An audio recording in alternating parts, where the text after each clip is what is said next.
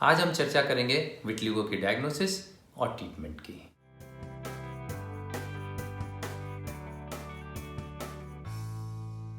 देखिए, diagnosis vitiligo की आसान है क्योंकि इसका जो कलर है वो बड़ा स्पेसिफिक कलर होता है, मिल्की वाइट कलर। लेकिन ये बात भी सही है कि स्किन पे हर सफ़ेद दाग विटिलिगो नहीं होता है। इसलिए कुछ ऐसी भी बीमारियां हैं जिनमें स्किन नॉर्मल स्किन कलर से कुछ हल्के कलर के दाग भी आ जाते हैं, जैसे कि पिट्रेसिस एल्बा है। पिट्रेसिस एल्बा बच्चों के अंदर होता है। इसमें फेस पे और नेक पे या कुछ अन्य जगह कुछ हल्के रंग के दाग आ सकते हैं और ये एक तरह का एक्जिमा होता है और ये ट्रीटमेंट के साथ ठीक हो जाता है। इसी तरह से एक बीमारी होती है पिट्रेसिस वर्सिकलर, जो एक फंगल इन्फेक्शन होती है, एक प्रकार की ईस्ट से बनती है और इसके अंदर चेस्ट पे, बैक पे, शोल्डर्स पे बहुत सारे सफ़ेद दाग जो हल्के कलर के होते हैं, नॉर्मल स्किन कलर से थोड़े हल्के होते हैं, वो आ जाते हैं और ये एंटी फंगल ट्रीटमेंट के साथ ठीक हो जाते हैं। इसके अलावा कुछ ऐसे पैचेज भी हो सकते हैं जिनका कलर बिल्कुल विटिलिगो पैचेज की तरह होता है, जैसे कि कोई केमिकल इंजरी हो गई हो या बर्न इंजरी हो गई हो या कोई चोट लगी हो, गहरी चोट, उसके बाद जो हीलिंग होगी उसमें भी इसी तरह के सफ़ेद दाग बन सकते हैं। तो डायग्नोसिस के लिए हमारे पास कुछ साधन भी उपलब्ध हैं। तो जैसे जो दाग विटिलिगो के दाग से पहचानने में दिक्कत हो रही है उनके लिए हमारे पास डर्मोस्कोप होता है और वुड्स लैम्प भी अवेलेबल है, उससे हम ये सहायता ले सकते हैं। और विटिलिगो की अगर फाइनल अपने को कंफर्मेशन करना है तो उसके लिए हम बायोप्सी ले सकते हैं।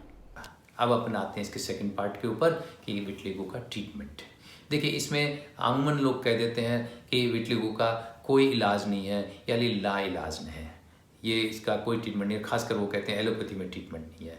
ये चीज़ बिल्कुल सत्य नहीं है। हाँ, ये जरूर है कि विटिलिगो का क्योर नहीं है। क्योर का मेरा मतलब ये है कि कोई हमारे पास ऐसी दवाई या कोई ऐसी चीज़ उपलब्ध नहीं है जिससे हम कह सकें विटिलिगो हमेशा के लिए ख़त्म हो जाएगा।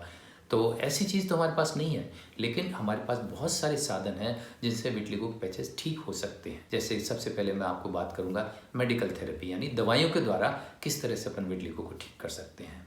तो दवाइयों में हमारे पास जो सबसे कॉमन दवाई है वो है सोरलिन। सोरलिन को हम लगा भी सकते हैं, यानी लोकल थेरेपी या टॉपिकल थेरेपी, और सोरलिन को हम ओरल थेरेपी से भी दे सकते हैं, खाने के लिए भी दे सकते हैं। और ये लगाने या खाने के बाद इनको सन एक्सपोजर देना या अल्ट्रावायलेट ए लाइट एक्सपोजर देना आवश्यक होता है।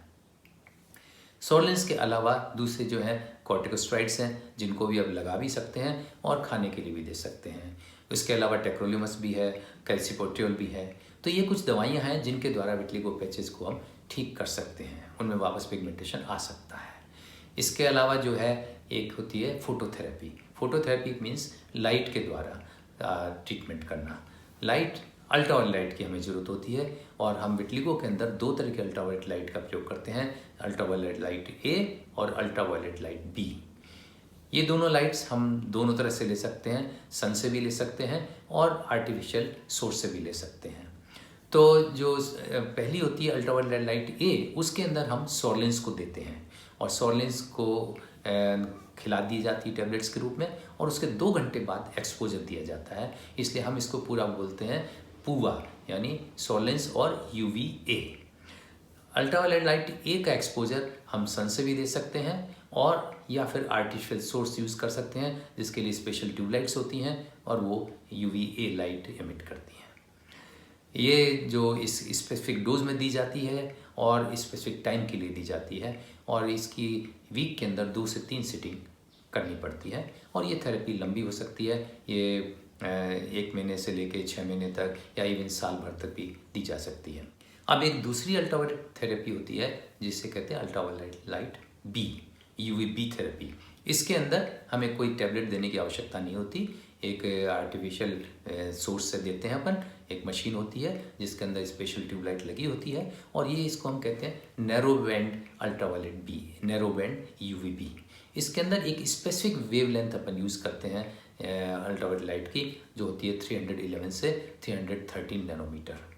ये लाइट का एमिशन भी एक स्पेसिफिक डोज में देते हैं और स्पेसिफिक टाइम के लिए दिया जाता है और ये भी वीक में 2 से 3 बार देते हैं और इसको भी लंबा हो सकता है 6 महीने तक देना पड़े। इससे भी काफ़ी लोगों को बहुत फ़ायदा होता है। इसके अलावा जो थेरेपी होती है मेडिकल थेरेपी और फोटोथेरेपी के अलावा, वो होती है सर्जिकल थेरेपी। सर्जिकल थेरेपी हम उन लोगों के लिए रिजर्व करते हैं कि जिनमें मेडिकल ट्रीटमेंट से फ़ायदा नहीं होता है। सर्जिकल थेरेपी हम उन्हीं केसेस में दे सकते हैं कि जहाँ पे विट्लिगो पैच काफ़ी दिनों तक उसमें कोई बढ़ोतरी नहीं हो, यानी स्टेबल हो। और जनरली लेते हैं कि 2 साल तक अगर कोई विट्लिगो पैच स्टेबल है तो उसको हम सर्जिकल थेरेपी दे सकते हैं। सर्जिकल थेरेपी के लिए बहुत सारी टेक्निक्स हैं, बहुत सारी के तरीके हैं, जिसके अंदर हम पूरी स्किन को ग्राफ्ट कर सकते हैं, यानी नॉर्मल जगह से कहीं से स्किन लेके और विट्लिगो पैच के ऊपर ग्राफ्ट कर देते हैं। या फिर इसको स्प्लिट स्किन ग्राफ्ट भी कर सकते हैं, स्किन की जो केवल सुपरफिशियल लेयर है वो उसको ग्राफ्ट कर सकते हैं।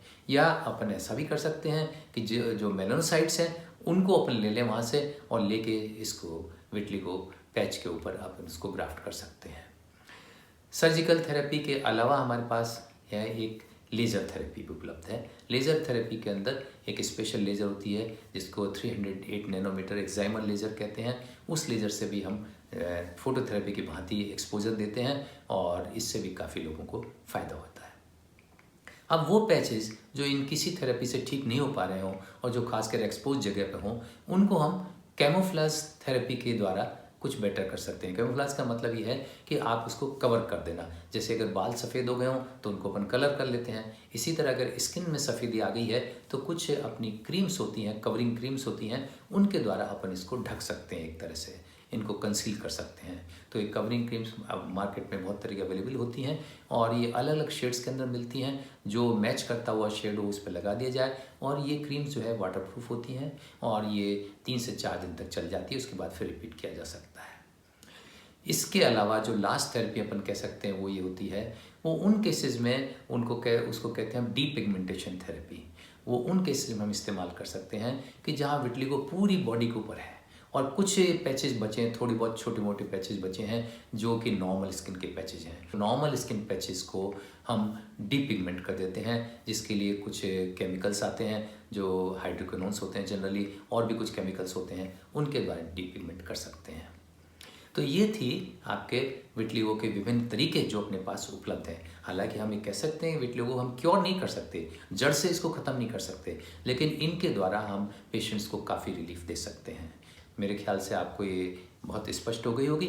फिर भी कोई आपके अगर क्वेश्चंस हो या कोई डाउट्स हों तो आप ज़रूर पूछिए। तो मैं इस चर्चा को यहीं ख़त्म करता हूँ। Thank you very much.